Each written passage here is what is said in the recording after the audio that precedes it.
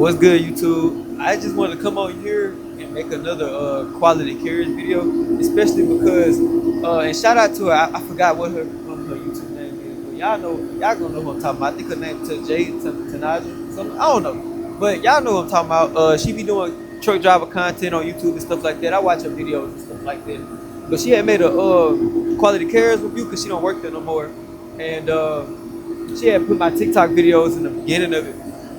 From whenever I worked there and then whenever I left Quality Cares. And if you see her video, shout out to y'all for coming watch my video as well. I really do appreciate her for posting it. But yeah, if I did a video like what she did, man, it'd probably be 30 minutes to an hour long. Because her video is 25 minutes and she really could have said so much more about QC.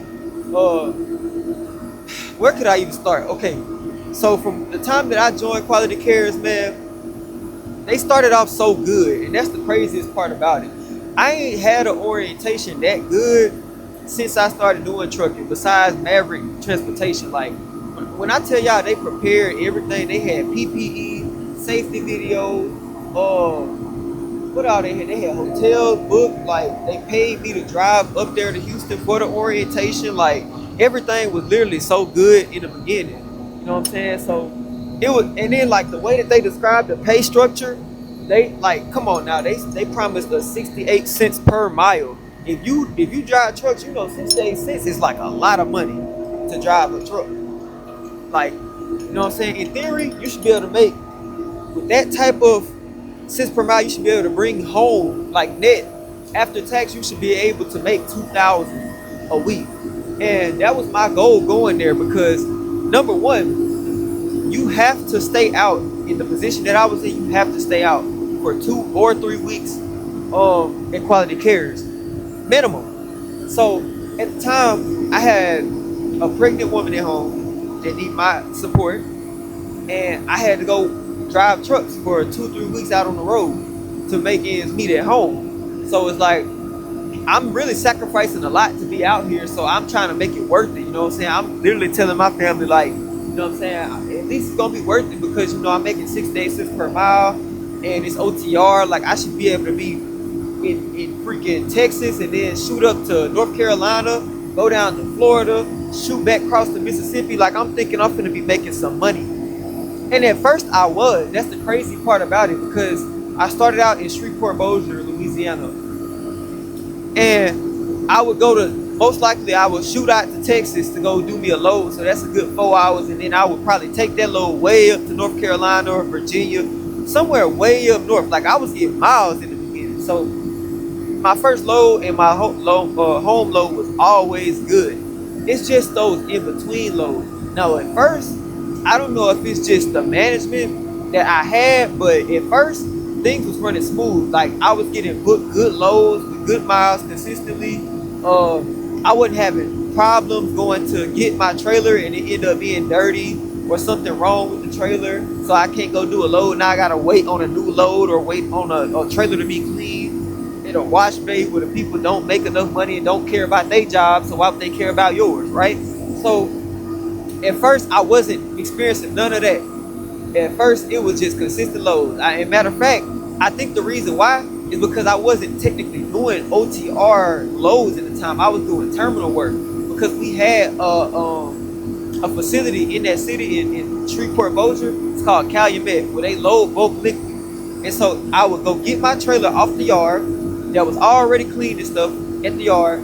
I would shoot to Calumet, automatically get a load, and then go deliver it somewhere, right? And then I'm coming right back with that same trailer and do it again. So it's kind of like a dedicated type of route that I was doing for a good period of time. So the loads was consistent. But the difference is, with QC, they terminals are all different. Like, literally, they are all managed so differently, because Quality Carriers is not one big mega carrier that just has a bunch of facilities that are actually QC. No, what actually happened was Quality Carriers bought out a bunch of different tanker companies across the United States and just put their branding and put their trucks and put their website on it. But these facilities are still very much ran the same way. However they was ran before QC bought them, the management still is running them the exact same way.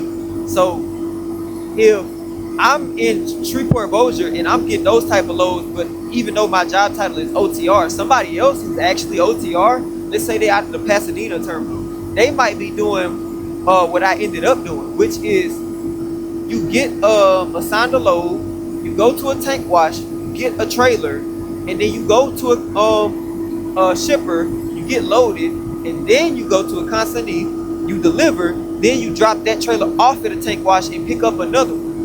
The problem is when you go to pick up another trailer, you don't even know if it's gonna be prepared for you. They might have it in the system as, oh, it's been cleaned, it's been washed out, it's a good trailer, it's good to go. When you get there, you can't find the wash ticket.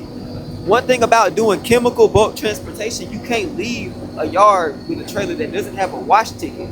Because when you go to a shipper to get loaded, they need proof that that trailer was washed out. Because what if it wasn't washed out and it has residue of something that was hazardous, and now they finna load it with something else that was hazardous? Well, now you mixing chemicals. You cannot do that. That's dangerous. Like, that can cause so many issues.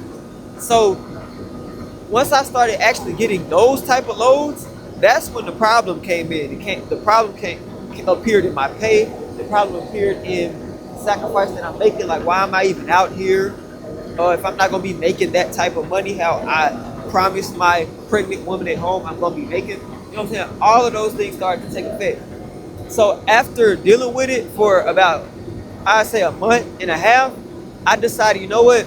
For all this, I might as well just go do flatbed. So I went to do flatbed, and I'm like, I'm literally making the same thing at this point, because y'all had me sitting there waiting on loads or fooling with dirty trailers after so long. So it's like, at the end of the day, it started to not be worth it anymore. But in the beginning, things were pretty good. I can't knock them down where it wasn't actually a problem there.